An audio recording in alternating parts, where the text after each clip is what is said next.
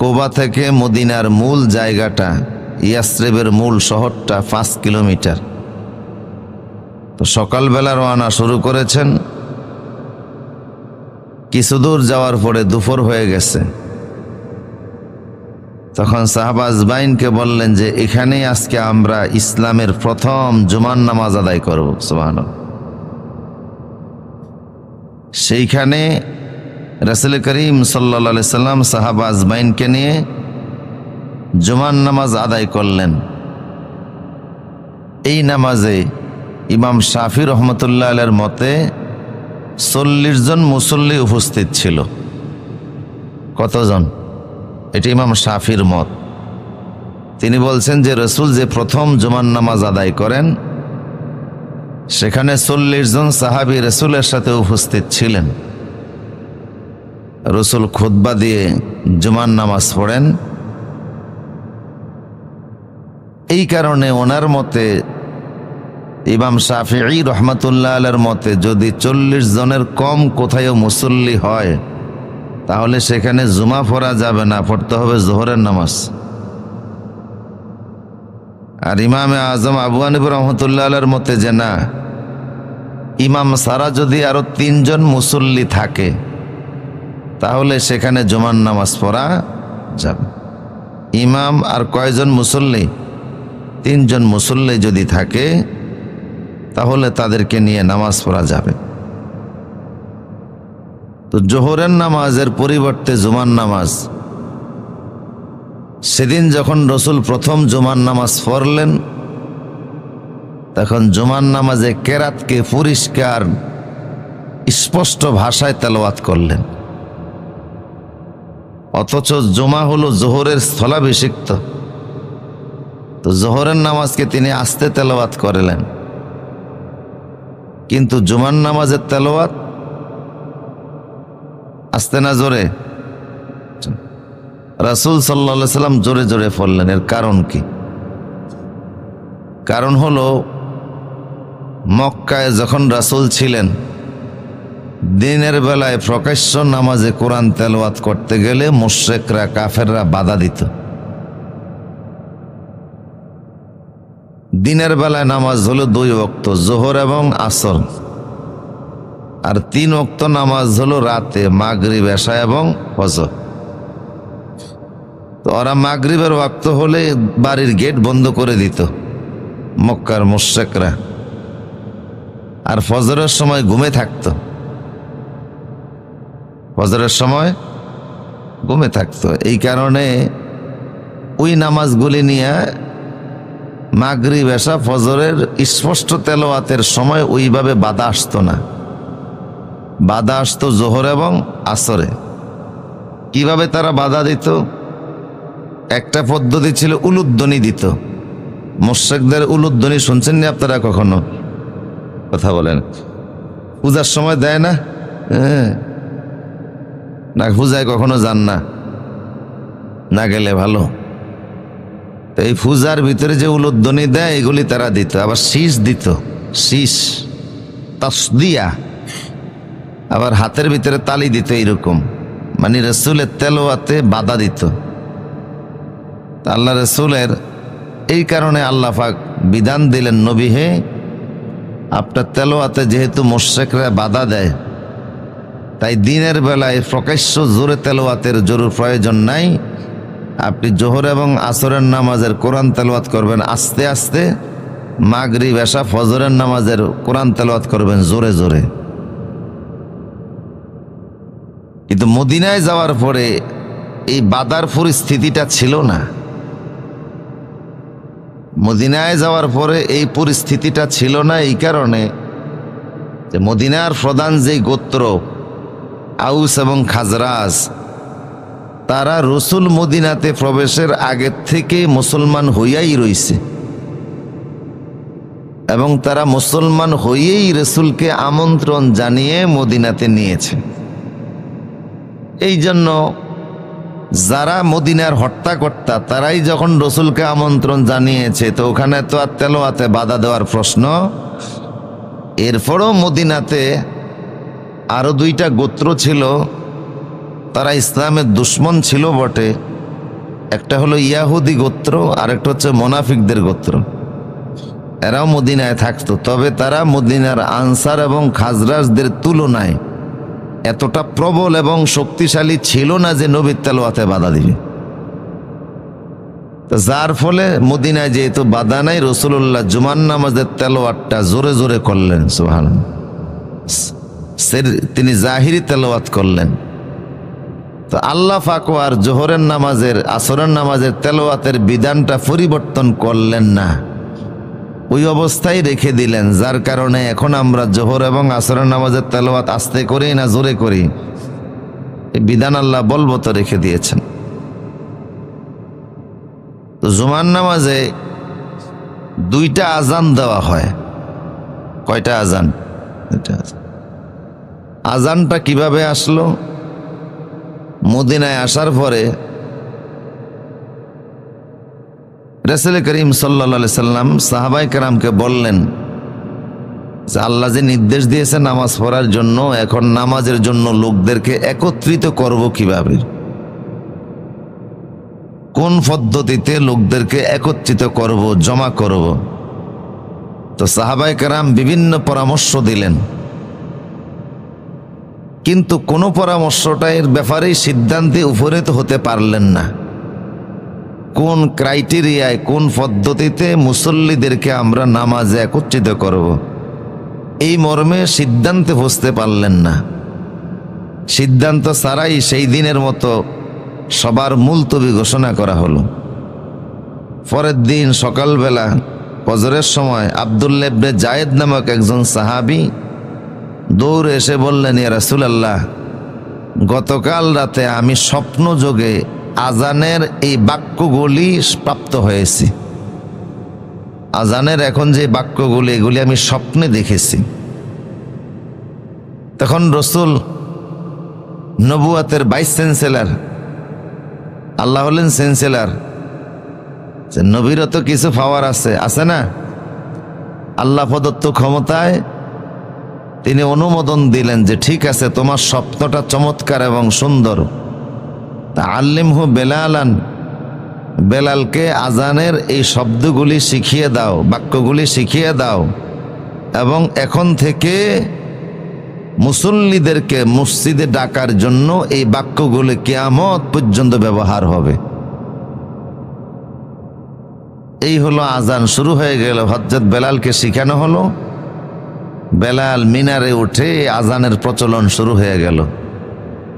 তো ফজরের নামাজের সময় বেলাল চিন্তা করলেন, জোহরে যে বাক্য দিয়া মুসল্লিদেরকে ডাকি, আসরও একই বাক্য, মাগরিবে একই বাক্য, কিন্তু ফজরের সময় তো মুসল্লিরা ঘুমে আছে, একটা বাক্য আমি বাড়িয়ে দেই। হযরত বেলাল নিজে বাড়িয়ে দিয়ে বলেন, আসসালাতু খায়রুম মিনান নাওম। রাসূল যখন শুনলেন, রাসূল বললেন, বেলাল যা বলছো ঠিক আছে। রাসূলুল্লাহ তাকে অনুমোদন দিয়া দিলেন। রাসূলের অনুমোদনের কারণে এইটাও ফাঁস হয়ে গেল, ক্যাবিনেটে পাস হয়ে গেল। এইভাবে করে জোহরে আজান একটা, আসরে একটা, মাগরিবে একটা, এশায় একটা, জুমার দিনও আজান একটা। জুমার দিনের ইমাম সাহেব যখন মিম্বারে বসে, মুয়াজ্জিন আজান দেয়, জুমার খুতবা শুরু হয়, বক্তব্য শুরু হয়। রাসূল জুমার দিনও ওয়াক্ত হলে মিম্বারে বসতেন, বেলাল আজান দিত, খুতবা শুরু হয়ে যেত। এই একটা আজান ছিল। রাসূল সাল্লাল্লাহু আলাইহি ওয়াসাল্লামের যুগ চলে গেল। আবু বকর রাদিয়াল্লাহু তাআলা আনহু ইসলামী খেলাফতের দায়িত্ব নিলেন। আবু বকর রাদিয়াল্লাহু তাআলা আনহু যুগটা চলে গেছে, জামানা শেষ। হযরত ওমর আসলেন। হযরত ওমর রাদিয়াল্লাহু তাআলা আনহুর জামানাও শেষ। হযরত ওসমান রাদিয়াল্লাহু তাআলা আসলেন। সাইয়েদনা ওসমান প্রায় 12 বছরের মতো ইসলামী খেলাফত শাসন ব্যবস্থা চালিয়েছেন। এইভাবে করে সময়ের কারণে দিন দিন মুসলমানদের সংখ্যা বাড়তে লাগলো, বিভিন্ন দেশ বিজিত হতে লাগলো।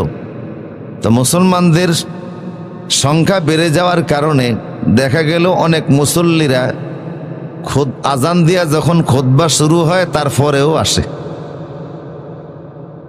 কথা বুঝতেছেন না? আজান দিয়া খুতবা শুরু হয় তারপরেও আসে। এই কারণে হযরত ওসমান রাদিয়াল্লাহু তাআলা আনহু, ওনার বাড়ি ছিল জাওরা নামক এলাকায়, মদিনা শহর থেকে একটু দূরে, বেশি দূরে না, কাছেই। উনি ওই জাওরা নামক এলাকায় ওনার যে বাড়ির ছাদ ছিল, এই ছাদের উপরে একজনকে উঠিয়ে দিয়ে বলতেন, তুমি একটু আজান দাও।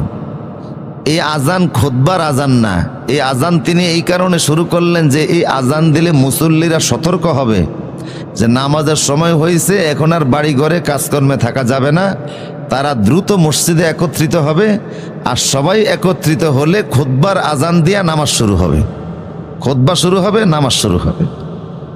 কথা বুঝতেছেন? তো উনি হযরত ওসমান রাদিয়াল্লাহু তাআলা জামানা এইভাবে কিছুদিন ওনার বাড়িতে আজান ছিল। তো উনি বিশেষ কারণে, ইসলামী রাষ্ট্রের বিশেষ এক কারণে মক্কা শরীফের কাছাকাছি মাররুজ জাহারান নামক একটা এলাকায় আসলেন। মাররুজ জাহারান হলো ওই এলাকা ইসলামের ইতিহাসে বিখ্যাত, যেই এলাকায় রসুল মক্কা বিজয়ের আগের রাইতে যেই জায়গায় অবস্থান করছিলেন। এটা মক্কা শরীফ থেকে 16 কিলোমিটার, মাররুজ জাহারান। এইখানে আল্লাহ রসুল মক্কা বিজয়ের আগের রাইতে অবস্থান করেছেন। এইখানে এসেই হযরত আব্বাস রাদিয়াল্লাহু তাআলা আনহুর সহযোগিতায় আবু সুফিয়ান ইসলাম কবুল করে মুসলমান হয়েছে। এইখানে রসুল সাহাবায়ে কেরামকে আগুন জ্বালাতে বলেছিলেন, প্রয়োজনের অতিরিক্ত আগুন। চুলার ভিতরে যে আগুন জ্বালানো হয়, যেই আগুনে রান্না হয়, এরকম রসুলের সাথে মুসলমান ছিল 10,000। মোটামুটি 15-20টা চুলা জ্বালায়া, আগুন জ্বালায়া খাবার রান্না করলেই চলতো। এদের রাসূল বলছিলেন একজনে চুলা বানাবা 5টা, চুলা হবে 50,000। 10,000 লোকের একজনে 5টা করে চুলা বানাইলে প্রায় 50,000 চুলা হয়। 50,000 চুলার ভিতরে আগুন জ্বালাও, খাবারের রান্নার না, শুধু আগুন জ্বালাও। এটা রসুলের একটা যুদ্ধের হিকমত ছিল, কারণ রসুল চাচ্ছিলেন বিনা রক্তপাতে মক্কা বিজয় করতে। এখন মুসলমান যে বেশি, এটা মক্কার মুশরিকরা বুঝবো কিভাবে?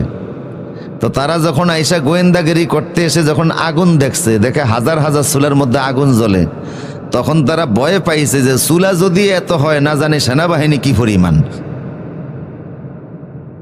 এই ভয়ের কারণে তারা আর মোকাবেলা করতে আসে নাই, তাই বিনা রক্তপাতে মক্কা বিজয় হয়েছে।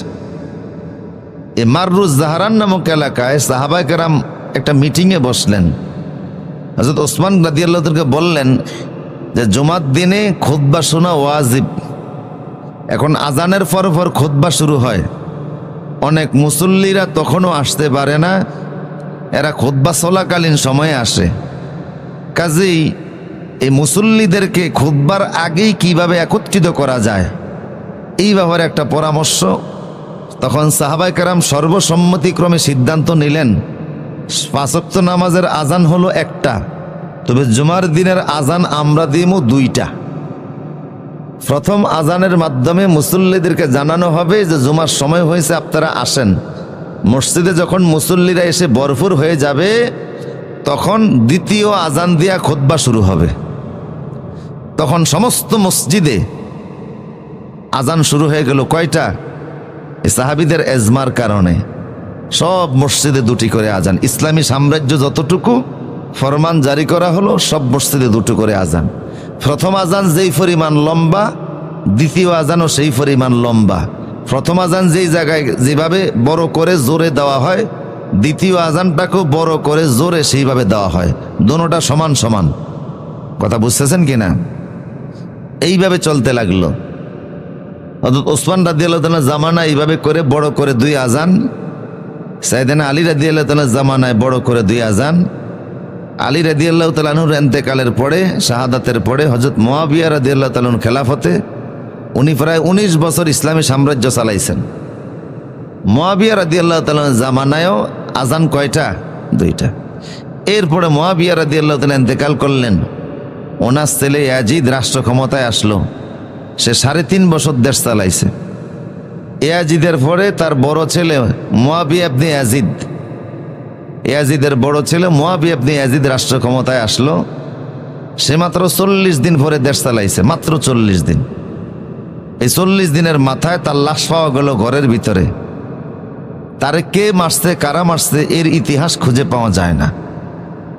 তখন তার দ্বিতীয় পুত্র খালিদ ইবনে ইয়াজিদ, ইয়াজিদের প্রথম পুত্রে 40 দিনে রাষ্ট্র ক্ষমতায় মৃত্যুর পরে তার দ্বিতীয় পুত্র খালিদ ইবনে ইয়াজিদকে রাজতন্ত্র হিসাবে ইসলামী ক্ষমতায় অধিষ্ঠিত করা হলো। আপনারা বুঝতেছেন কথা? এই ছিল নাবালক মানুষ, রাষ্ট্র চালাইব কিভাবে? তো সেই সময় একজন লোক ছিলেন, তাকে ইনস্টিটিউট পলিটিশিয়ান বলা হয়। মানে পৃথিবীর রাষ্ট্র পরিচালনার ক্ষেত্রে যে কয়েকজন লোকের বিচক্ষণ মনে করা হয়, এর মধ্যে একটা, এর নাম ছিল মারওয়ান। সেই ইয়াজিদের মৃত্যুর পরে ইয়াজিদের স্ত্রীর বিবাহ করছিল। বিবাহ করে এই ইয়াজিদ পরিবারে এসে ঢুকছে। তো সেই ইয়াজিদের বউরে পরামর্শ দিল, আপনার বড় ছেলে রাষ্ট্র ক্ষমতা চালানে 40 দিনের মাথায় মারা গেছে, দ্বিতীয় ছেলেটা তো নাবালক, ও তো রাষ্ট্র চালানোর উপযুক্ত না, তো ক্ষমতায় সেই থাকুক, আমি বুদ্ধি পরামর্শ দিয়ে দেশ চালিয়ে নেব। তো বুদ্ধি পরামর্শ দিতে গিয়ে এক পর্যায়ে কৌশলে চালাকি করে সে ওই নাবালকের কাছ থেকে রাষ্ট্র ক্ষমতা লেখা গোপনে নিজের ছেলে আব্দুল মালিক ইবনে মারওয়ান নামে লেখা দিছে। এইটা যখন ইয়াজিদের বউ জানতে পারছে, তখন ঘুমের ঘরে বালির সাফা দিয়ে এটারে মেরে লিছে। আপনারা বলতে পারেন যে একটা পুরুষের মহিলা বালির সাফা দিয়া মারে কিভাবে? এটা ছিল বুড়া মানুষ, যদিও বুড়া কিন্তু ব্রেন খুব পাকা, আর বউ তো জোয়ান মানুষ, শক্তিশালী ছিল। এই আব্দুল মালিক ইবনে মারওয়ান, এই তখন মারওয়ানের মৃত্যুর পরে খোঁজ নিয়ে দেখা গেল যে আসলে রাষ্ট্র ক্ষমতা কার, দেখা গেল এটা ওনার ছেলে আব্দুল মালিকের নামে লিখে দেওয়া হয়েছে। তখন সে রাষ্ট্র ক্ষমতা চালাইল প্রায় 20 বছর। তারপরে তার ছেলেরা আসলো ক্ষমতায়। তার এক ছেলের নাম ছিল হেশাম। এই হেশাম যখন রাষ্ট্র ক্ষমতায় আসলো, তখন ওই যুগের জমহুর আলেম যারা, সারা দুনিয়ার জমহুর বিখ্যাত আলেমরা জুমাদ্দিনের ব্যাপারে একত্রিত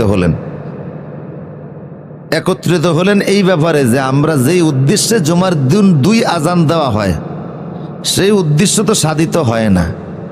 2 আজান দেওয়া হয়েছিল এই কারণে যে প্রথম আজানে মুসল্লিরা সতর্ক হয়ে মসজিদে যাবে, সব একত্রিত হবে, দ্বিতীয় আজানের মাধ্যমে খুতবা শুরু হয়ে নামাজ শুরু হবে। কিন্তু এখন দেখা যায় যে মুসল্লিরা দ্বিতীয় খুতবার সময়ও যায়। কথা বুঝতেছেন কিনা আপনারা? দ্বিতীয় খুতবার সময়ও মসজিদে যায়। তো 2 আজানের তো উদ্দেশ্য হাসিল হলো না। তখন ওলামায়ে কেরাম সিদ্ধান্ত নিলেন আজান 2টা ঠিক থাকবে, তবে প্রথম আজানটাই বড় করে দেওয়া হবে মিনার থেকে, যেন সমাজের সবাই শোনে। দ্বিতীয় আজান আর আমরা সবাইরে শোনাবো না। দ্বিতীয় আজান এটাই হলো অরিজিনাল আজান, রাসূলের যুগের আজান। এই আজানটা শুধু ইমাম সাহেবের সামনে মুয়াজ্জিন দিবে, উপস্থিত মুসল্লি যারা মসজিদের মধ্যে আছে শুধু তারাই শুনবে। এই আজানটা মাইক ছাড়া হবে, শুধু উপস্থিত মুসল্লিরাই শুনবে, বাহিরের পুরো এলাকারে আর শোনানোর দরকার নাই। এই সিদ্ধান্ত হয়ে গেল। সেই সিদ্ধান্তের আলোকে আজও এইভাবে করে আজান 2টা চলতেছে। জোরে বলে সুবহানাল্লাহ। আপনাদেরকে বুঝে আসছে বিষয়টা? তাহলে কিছু যুগে আজান 2টা সমান সমান ছিল। জমহুরদের যুগে আইসা এই হেশাম ইবনে আব্দুল মালিক ইবনে মারওয়ানের আমলে এসে প্রথম আজানটা জোরেই, যেটা সাহাবীদের যুগে চালু হয়েছে, আর রাসূলের যুগের অরিজিনাল যে আজানটা, সেই আজানটা এই মিম্বারে যেটা দেওয়া হয় খুতবার আগে মুয়াজ্জিন যেটা দেয়, এই আজানটা বলা হলো এটা আমরা আস্তে দিব, একটু ছোট করে দেওয়া হবে, প্রথমটার মতো বড় না। দ্বিতীয়ত এটা সব এলাকাবাসীকে শোনানোর দরকার নেই। কারা শুনবে? শুধু যারা মসজিদে উপস্থিত আছে তারা, এই মুসল্লিরা শুধু শুনবে। বুঝে আসছে বিষয়টা আপনাদের? আমার প্রিয় সুধী, এইভাবে করে 2টি আজান ইসলামের ইতিহাসে চলতেছে। আল্লাহ পাক বলছেন যে ফাসআউ ইলা যিকরিল্লাহি ওয়া যারুল বাই।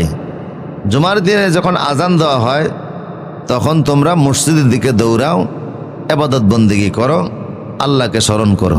তাহলে একটা আমরা বললাম যে জুমার নামাজ এই জোরে কেরাত কেন, এই একটা বিষয় জানলাম। জুমার দিনে 2 আজান কেন তাও জানলাম।